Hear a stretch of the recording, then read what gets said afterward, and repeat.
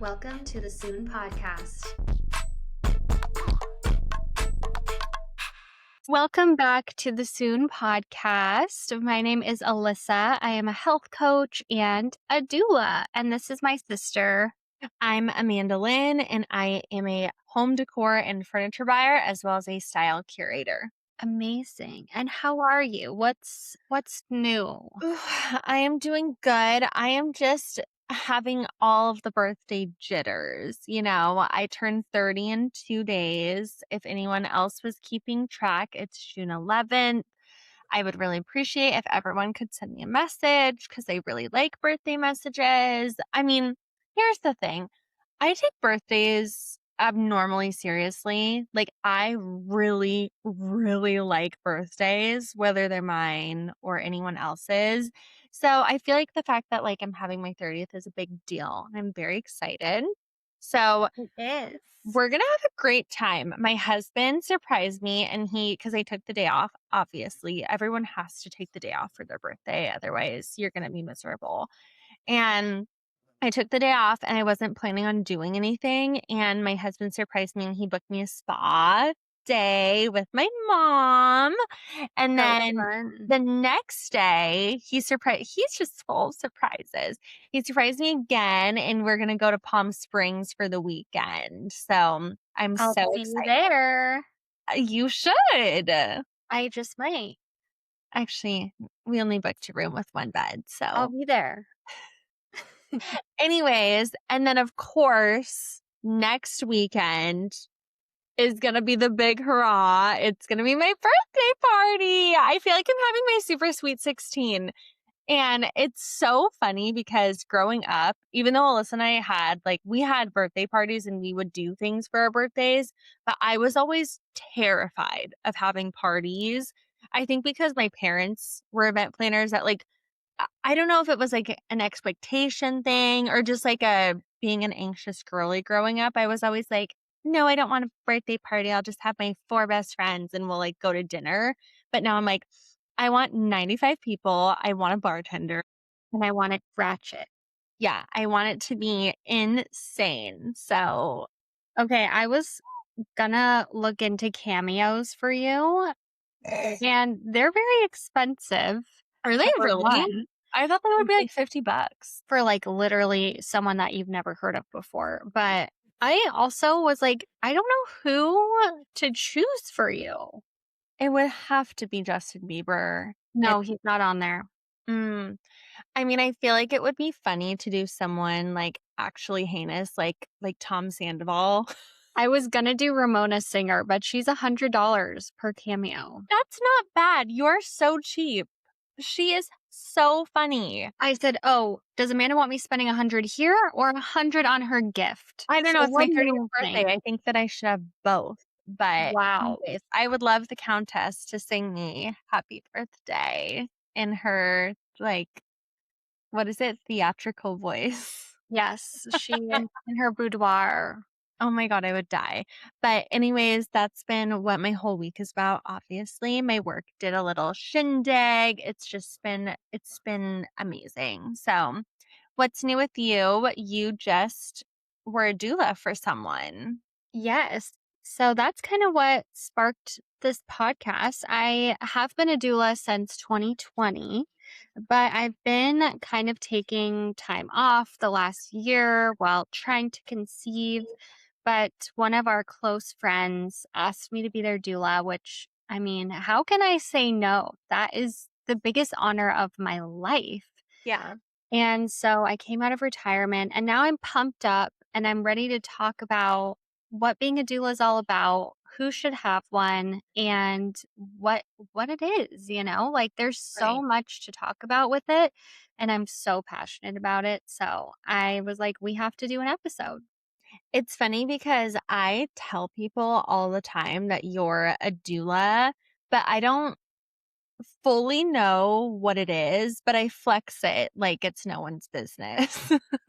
Okay, so what do you think a doula is? I always tell people that if they're pregnant, it's like a professional friend along the way, if you will. Like they can, the the mom and dad, the soon to be mom and dad, they come to you for advice. You can go to the classes with them. And then when you're actually at the birth, then you're kind of like their little rock. Like you're the person who speaks for them, helps them, guide them through all the things. So that's like what I think you are. That's I've so never actually good. asked you, which is kind of rude. You've got it down. That's pretty much what it is. So there's 2 types of doulas in the birthing space. There's also death doulas, which is crazy. Okay. But I am in the birthing space and I am a birth doula, but there are also postpartum doulas who work their little booties off at midnight till 7 a.m. and they will feed the baby. They will do all the midnight things or doing kind of nanny-ish tasks, but they're certified as doulas. But as a birth doula, I provide emotional and physical support for both the mom and the dad. So you can think about dads, they've never experienced anything like this in their entire life. Their wife is not in their best state, and they kind of are looking like a deer in the headlights. So that's where I come in. I'm the only non-hospital staff member in the room whose sole purpose is to support you and the partner.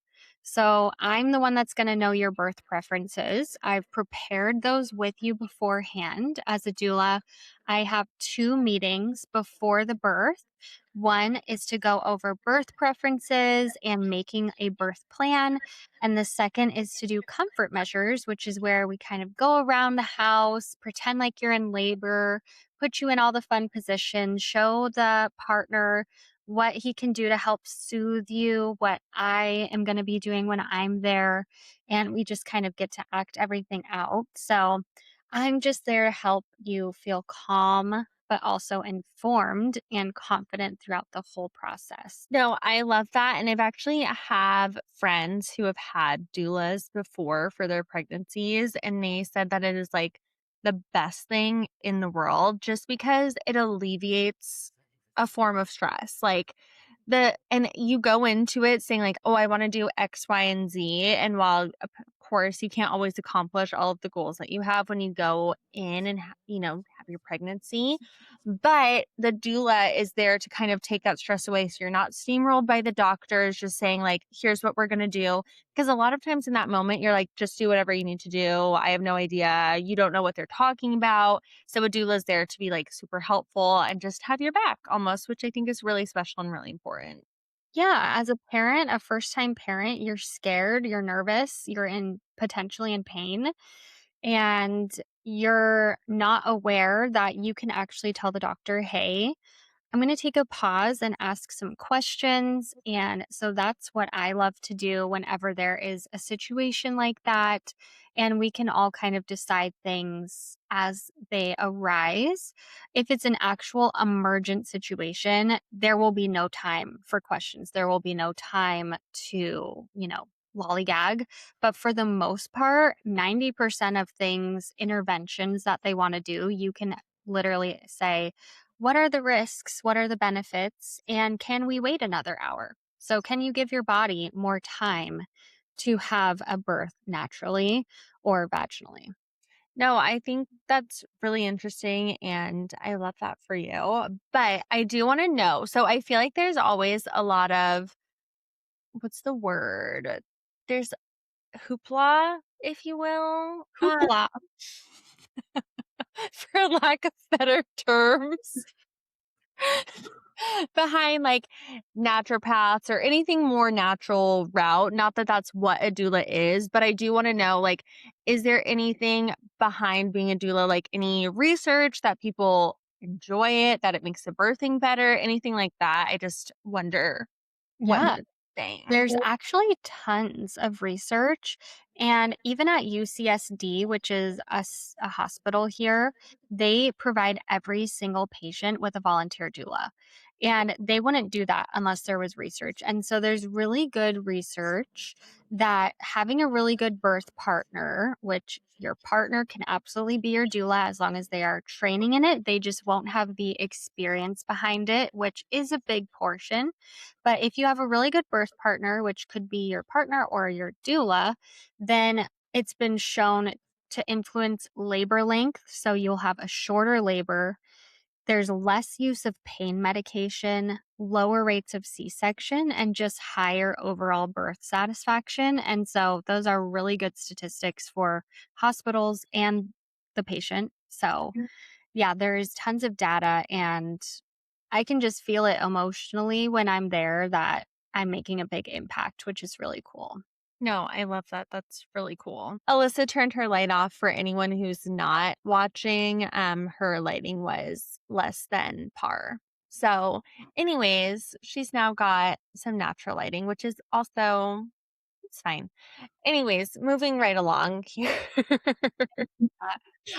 Alyssa, I've never asked you this because I'm a bad sister, but why did you want to become a doula? Like, what drew you to that profession? Yeah. So I was in naturopathic medical school. I got to take all the fun classes, so gynecology, obstetrics, all of that. And then now I am a health coach. And so I don't get to do anything hands on. I'm virtual and I just don't get to work with women in that sense.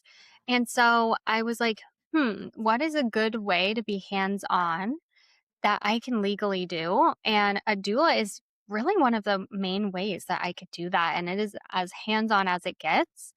And then I also noticed before that even happened that when my best friend was pregnant with her first baby, I was doing way more research than her. Like, she did not want to watch the births, she didn't want to get into the nitty gritty about how to do it. And I was researching all of these for her. And so that kind of gave me a little inkling that I loved this stuff. I had a teacher that was a midwife, and I I never envisioned being a midwife per se, which is trained in medicine and delivers the baby. Okay, that was always my biggest question is I didn't know the difference between a midwife and a doula. Okay, yeah. So actually, they're not a doula. They don't help you, at least the ones that I've seen, it might be different at home births. I've only done hospital births, but they are trained to deliver the baby, but also in a natural environment or even in hospitals. Like, the hospital that my husband works at has midwives and they can be on call for births. And so I think, it's just a different way of delivering babies and a different way of getting the education. But they go hand in hand with doulas, they go hand in hand with natural births. But yeah, that's who does the catching of babies. And doulas don't catch the babies. I've never. But I am there if someone has a home birth and or say they plan a hospital birth and they don't make it to the hospital, like, I would be the one that's there. So Right.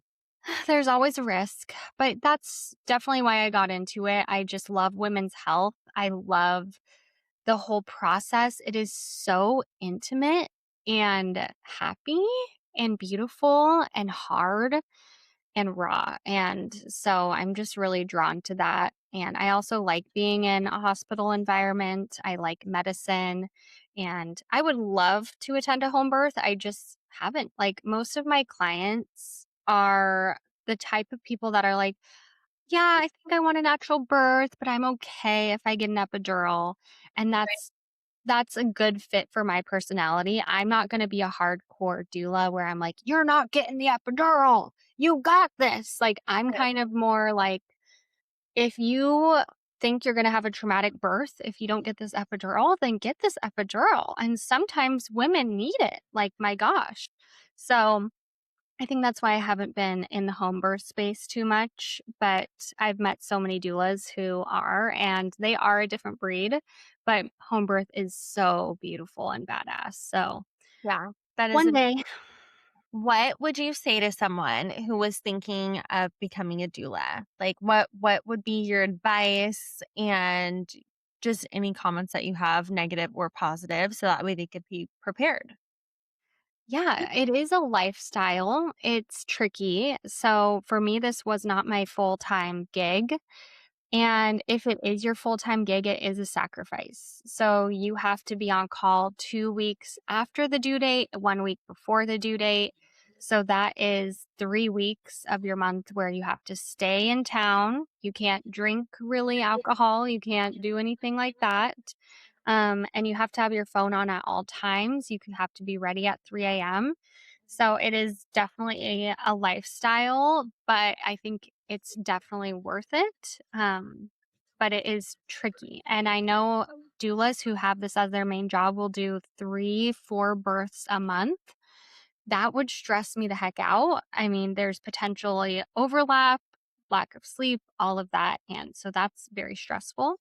But maybe you're chill as a cucumber and you're ready to get into that, then that's a great option for you. But it's very easy to get training and you can just look it up. And then once you become a doula, I would look up birth collectives in your area and see if you can join them. And that's how I got my start as a doula. They just handed me clients that were going to be within the price range that I was willing to charge people, which was very cheap in the beginning. And so I got more clients handed to me. Just a quick sidebar. Alyssa did turn the light back on for anyone that is not watching. The subpar lighting is back and she's ready for action. Unfortunately, if I want to turn on my fan, it's attached to the light switch and we've just never gotten that replaced. So sorry. Amazing. Well, okay. So, are there any what do you have to do to become a doula? Do you have to take any classes or anything to prepare, or can you just be like, I'm a doula today? Yeah, I mean, you can be a doula today. I would Maybe. never. I wanted training, but this is something that is ingrained in women. This is something that historically women have done for hundreds, thousands of years. We used to be the only ones that were allowed in the labor, and we would circle around our person in labor and just be there for them. And so this is something that is innate. However, if you want to do any kind of hospital births or you've never given birth yourself or you just want more tips and tricks, it's very, very easy to get certified as a doula and pretty inexpensive. Like you can definitely make that money back almost immediately. So I recommend doing that, getting trained in it, because then you can also have colleagues, people that you can ask questions with. You also have to have backup doulas in case you're, sick last minute of a birth. So I definitely recommend getting trained. Okay. Well, I feel like that's going to be helpful for anyone that wants to become a doula.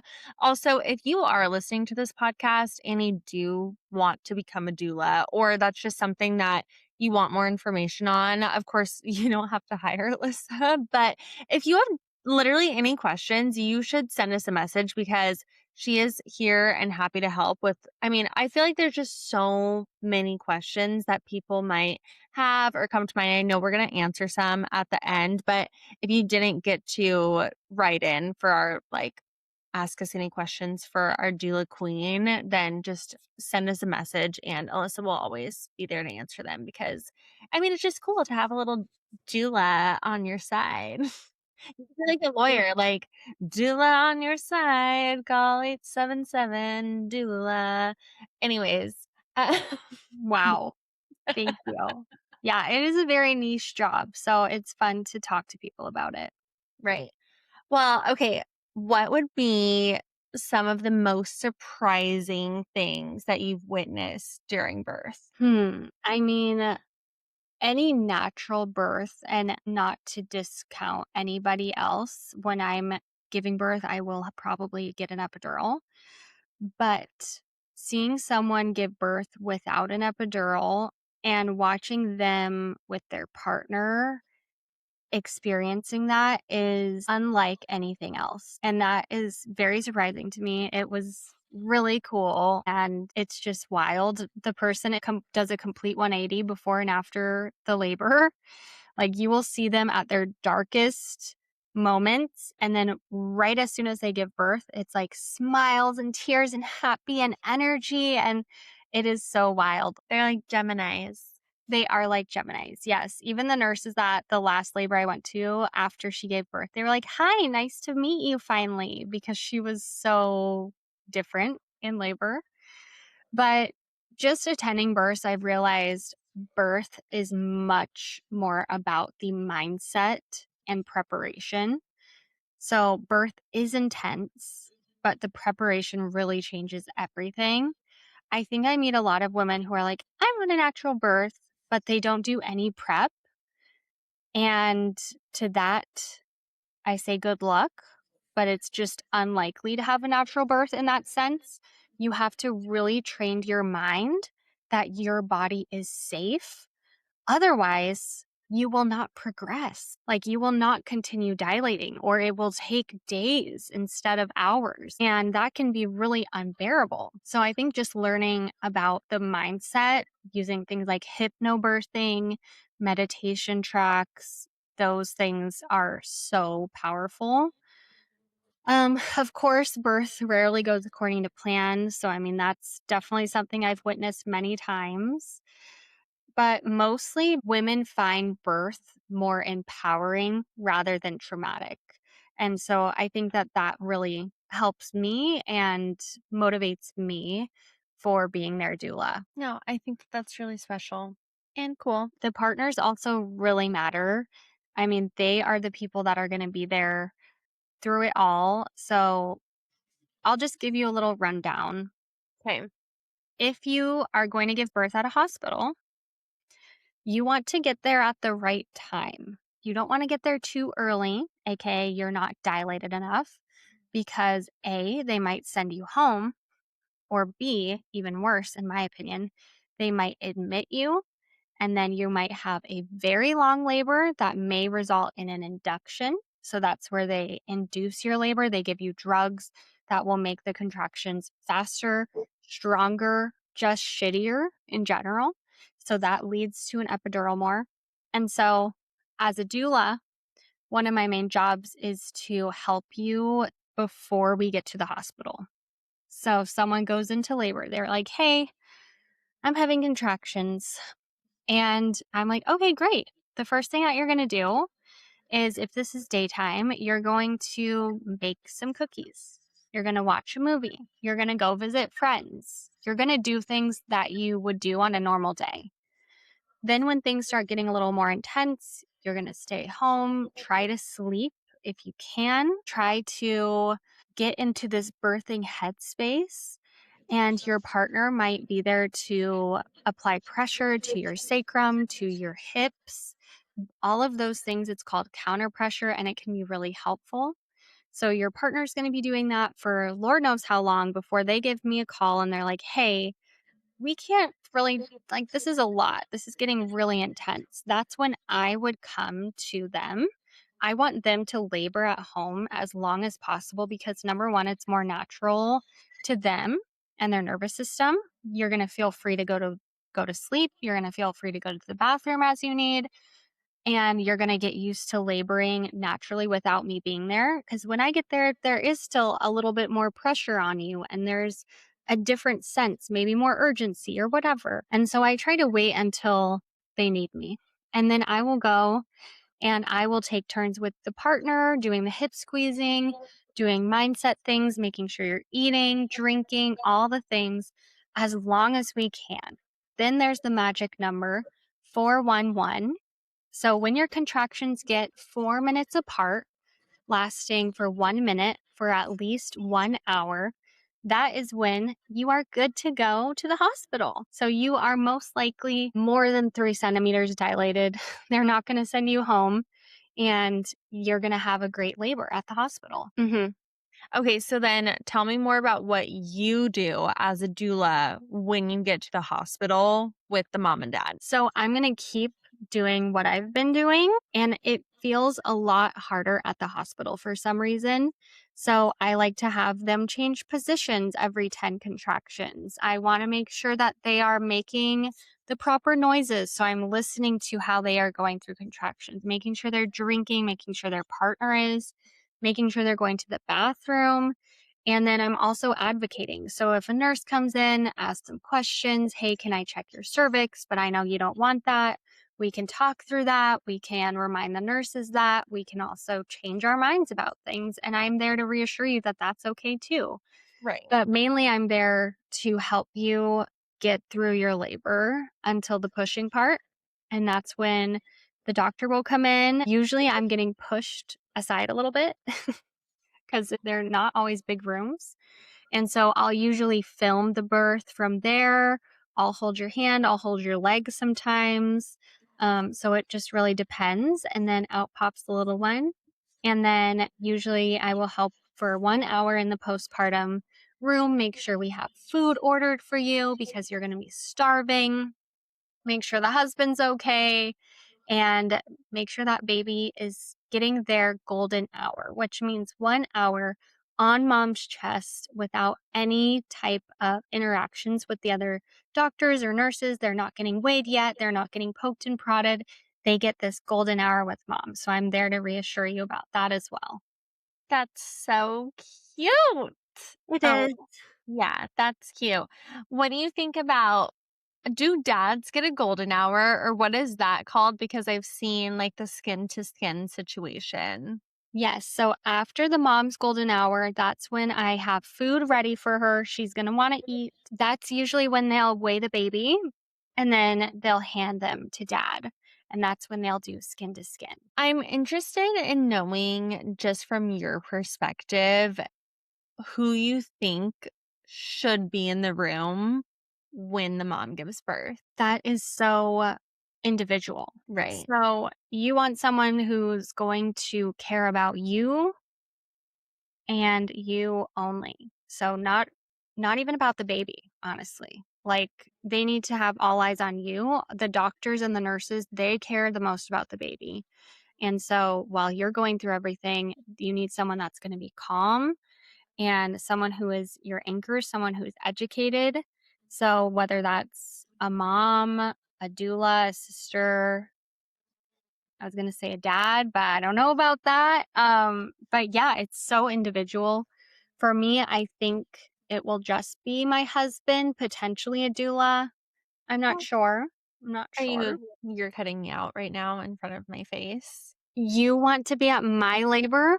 No, I absolutely don't want to be in the room. I think I would pass out and everyone would just kick me in the head and be like, get the fuck, get I know. out of here. So no, I'm really not that girl, but I'm glad that you already knew that.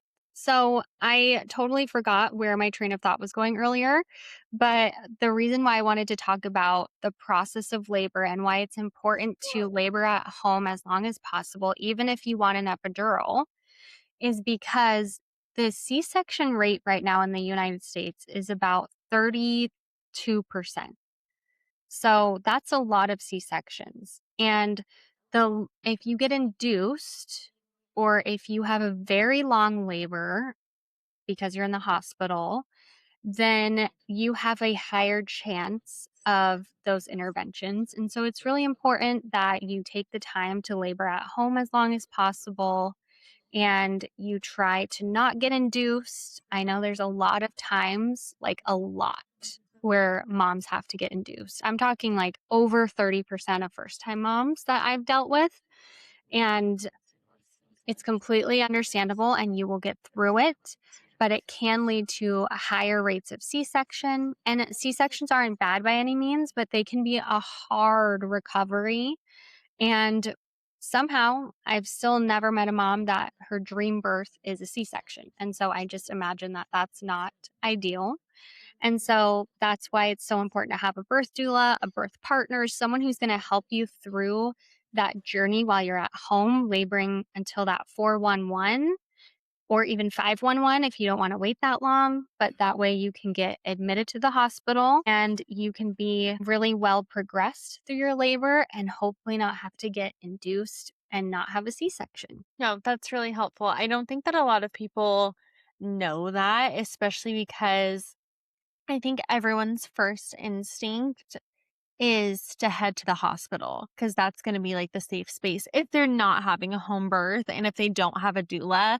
Like your first instinct is always going to be, okay, we're just going to go right to the hospital. And I Yeah. do agree that's probably why it always ends up like that, which is totally fine and very much normal. But if that's not your goal and you are comfortable staying home and waiting a little bit longer, trusting yourself, then I feel like that's a really good way to go.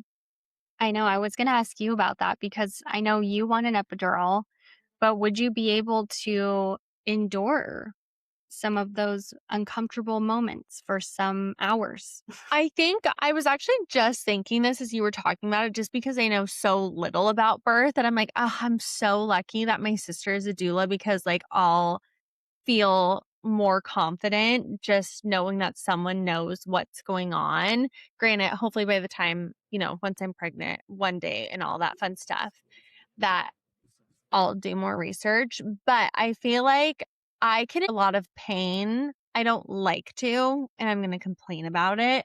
But if I know that the end result is worth it, then I'll stick it out. Like if, you know, but I could see why that would get really scary for people who don't know that it's safe to do that. Or, I'm not saying that it's safe. This is not medical advice, okay? Especially not from me. But I think that for people that are like me who are like, "I don't really know, but I know that it hurts, so I'm just gonna go to the hospital."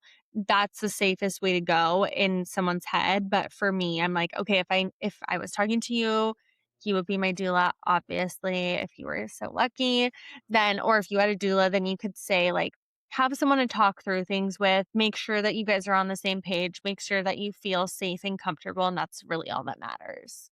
Yes, 100%. And I always advise clients to take a birthing class, not the one that your hospital provides, but like from a doula or a midwife or a birth professional who's going to teach you techniques of how to get through these things. And also, it'll make it so much less scary.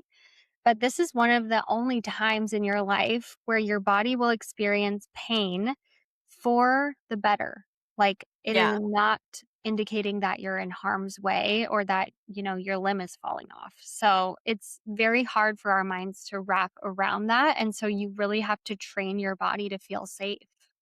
No, it's crazy. It's always been crazy to me. But I do know that we have a lot of listener questions, so I feel like we should shoot through some of those and then we can dive back into any other information that you want to give people. But let me start. Alyssa's always the reader of the questions, but I have them today. Do So you? lucky me. Okay. This is a good one that I think is interesting. What are the pros and cons of a home birth? Of a home birth? Okay, so for a home birth, obviously I'm not the biggest expert in that. I've never done one.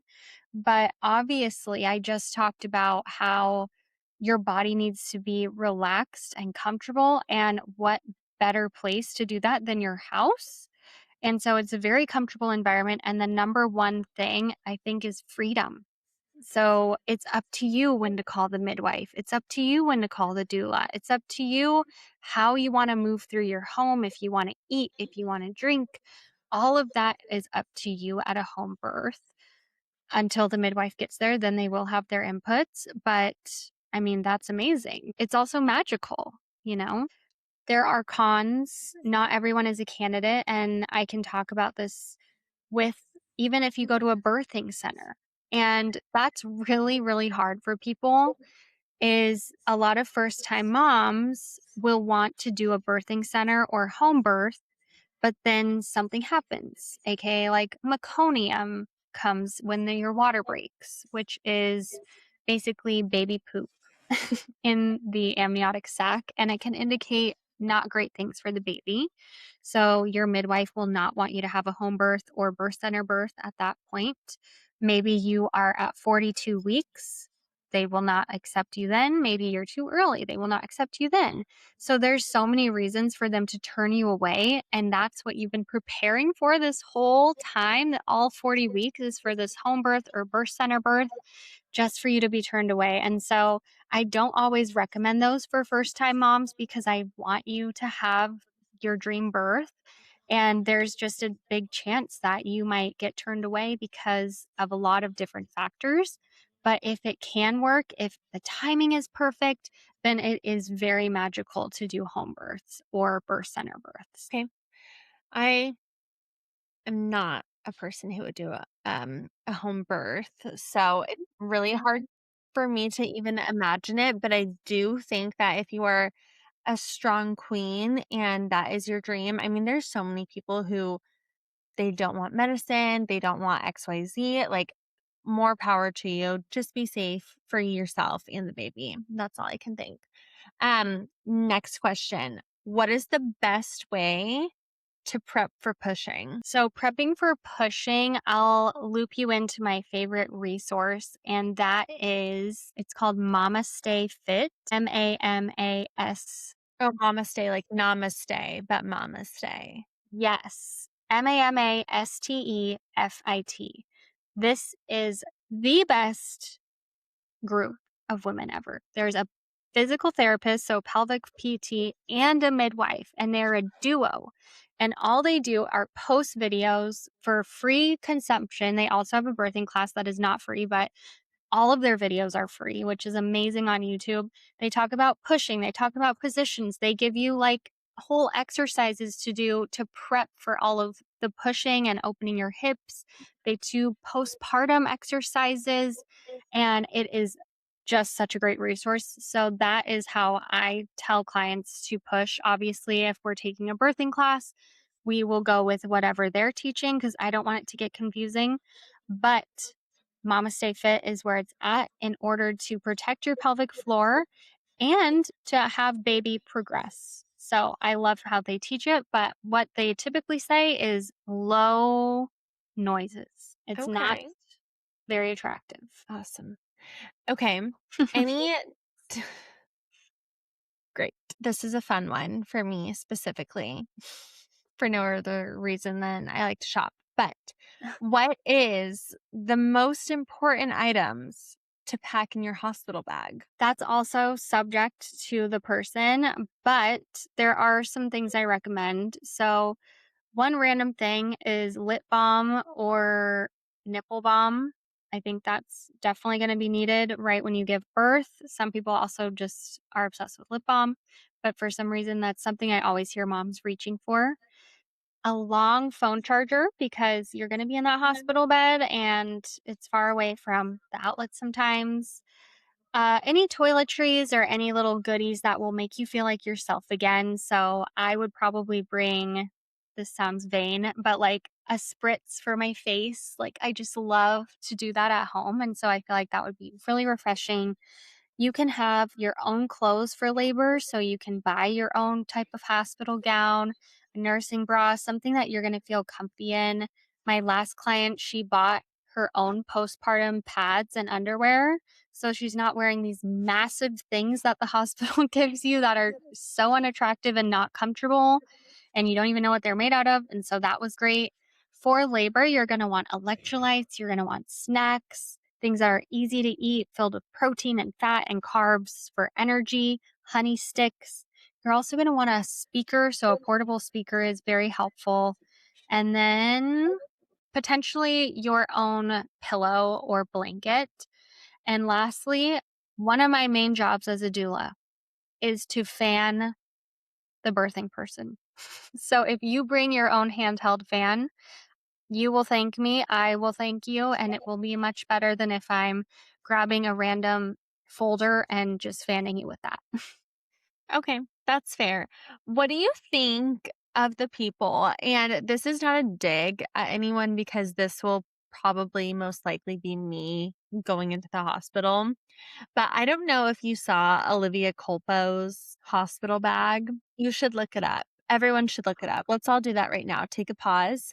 No, I think that she had like multiple pillows, a couple outfit changes. She had like different candles for the vibe that she was going Mhm. for. Like she had her whole makeup. She had like a suitcase, and everyone was like, "What the hell are you doing?" And I was like, "What is wrong with this?" But at the same time, I'm like, "Okay, like also, what are you doing? Like take an outfit, take your essentials, take your pillow." I definitely think a pillow and a blanket is like so essential. I think that some girl that we knew in high school, I'm pretty sure that she like brought her own sheets, which I just thought was hilarious. That She is also brought like very a funny. banner for behind her.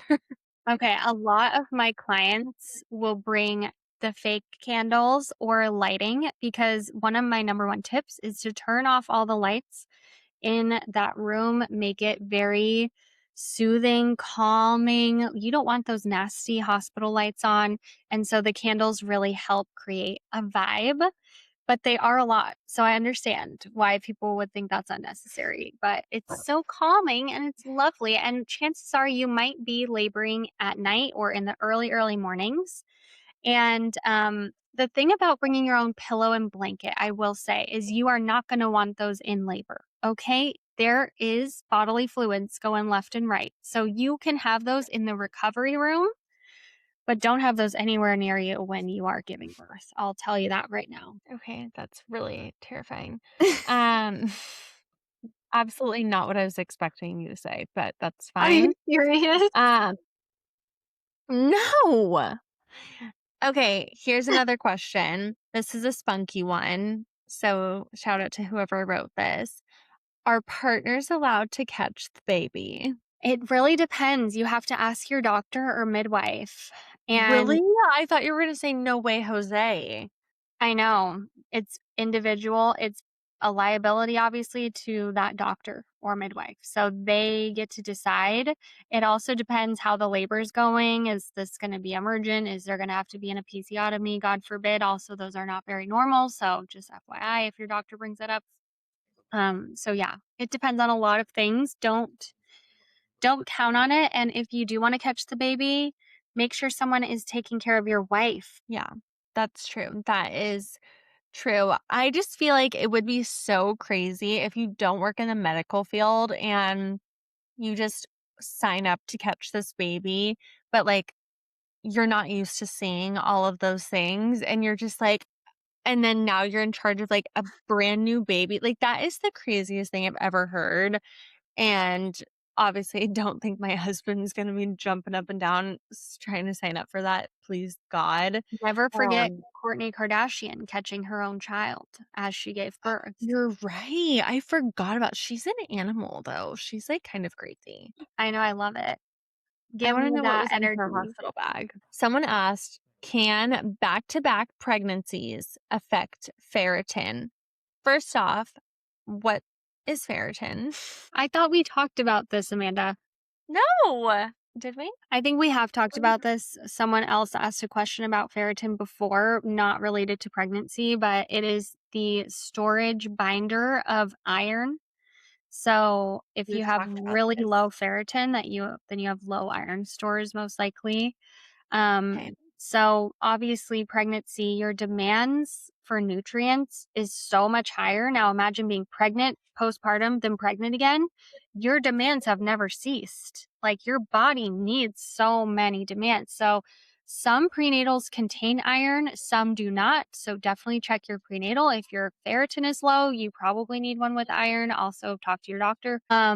Eat foods that are rich in heme, so steak, red meat, grass-fed, beef liver, taking beef liver supplements, but also check with the vitamin A content with your prenatal because you don't want to overdo that.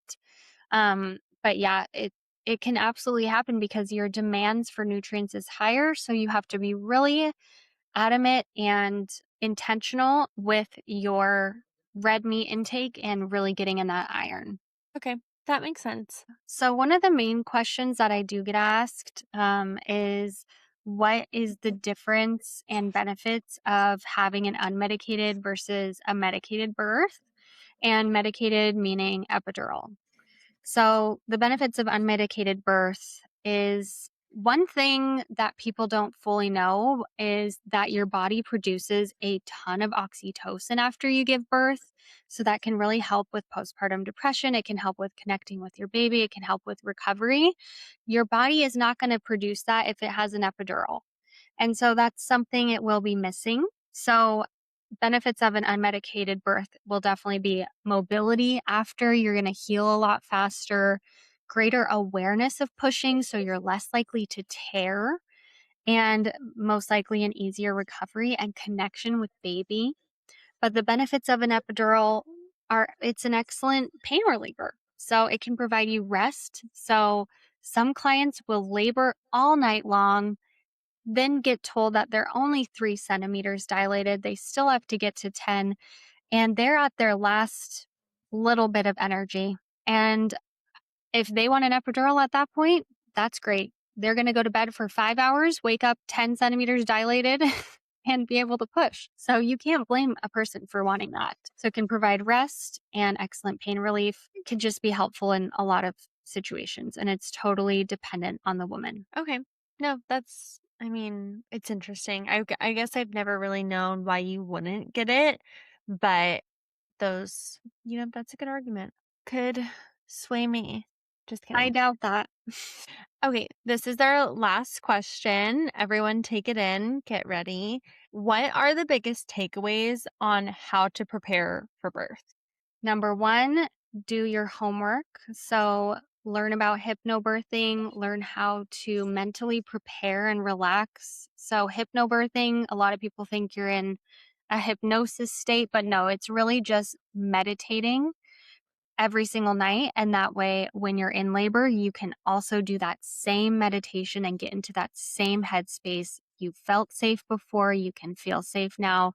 Then your body will dilate and naturally progress. So you have to learn how to relax and prepare mentally. You want to stay mobile. This is one of the hardest things to do in the hospital. It's actually hard at home too. Like, mom finds a position and she likes it. And my job is to really bug her and change her positions every 10 contractions, make her go to the bathroom every hour. So they're not always comfy things to do, but they are so helpful in getting baby into the right position so that you can have such a good labor. You also want to be flexible, which is really hard. But like I said, birth, you never know what you're going to get. You never know what's going to happen. You don't even know how you're going to feel. And so just approaching it with a little flexibility is going to do you so much good in the long run. Lastly, is prepare for postpartum. Birth, it feels like the biggest deal of your life, and it will be the biggest day of your life. But then you have the rest of your life after that. And a lot of people focus so much on the birth, and then they get home and they don't know what to do about breastfeeding. They don't know how to sleep train or not sleep train, or what are the options and how to take care of yourself once you've given birth. It's so, so important. So please also prepare for postpartum as well. There's a lot of lactation groups, and all they're going to talk about is how to breastfeed, but also how to take care of yourself postpartum, because that is their bread and butter. So I definitely recommend that as well. Cute. So I do have some last minute resources that are incredible resources, because it can feel so overwhelming. There's so many opinions. Everybody has a different experience and everybody has different wants. And so I will tell you my favorite resources: Mama Stay Fit, for how to push, how to breathe, how to prepare for birth, how to protect your pelvic floor, how to mend your pelvic floor after birth. It is a great resource, and it's two women who have given birth many times. Another resource is evidencebasedbirth.com. They're amazing. They'll tell you when a due date actually is, which the average due date is actually 5 to 6 days post 40 weeks. So everyone, that is a huge thing right there. Everyone thinks their baby's coming early. That thing is not coming early, most likely. They will provide any information on the vaccines for the babies after, on what it means if you are group B positive, and all of these different terms that you might not know or be aware of. This is where you can find the information that you want. it tells you everything, the good and the bad. Cool. Any more? Lastly, lastly, I have 2 books. One of my favorite books for hypnobirthing or just getting into a mindset is Your Baby, Your Birth. I absolutely love that book. Very easy to read. And Expecting Better by Emily Oster. It is my go-to. It will show you that there's no need to freak out about all of these rules that they put on pregnant women. And it tells you the actual facts and statistics about everything that you've ever wondered about pregnancy. So I love that book. That's Those are great. my favorites, you guys. And thank you so much for listening. Thank you guys for listening. Alyssa, this was a really fun episode. I loved learning about your doula-isms and all things doula. If anyone has any questions, feel free to send us a DM on Instagram, and I will force Alyssa to actually look at our DMs and respond to you. She doesn't really get on the back end of Instagram very often, but we would love to assist with any questions. And we're so excited for anyone who is a mama, is going to be a mama, or just wants to learn more about doulas. So thank you for listening. Yes. And if you do want to find a doula, I would just start with researching doulas in your area. Interview 3 of them, see if you vibe with them. It's all personality. So that is my best advice for choosing a doula. And Good. you will not regret it. So good luck. Tell us all the stories, and we will talk soon. Talk soon.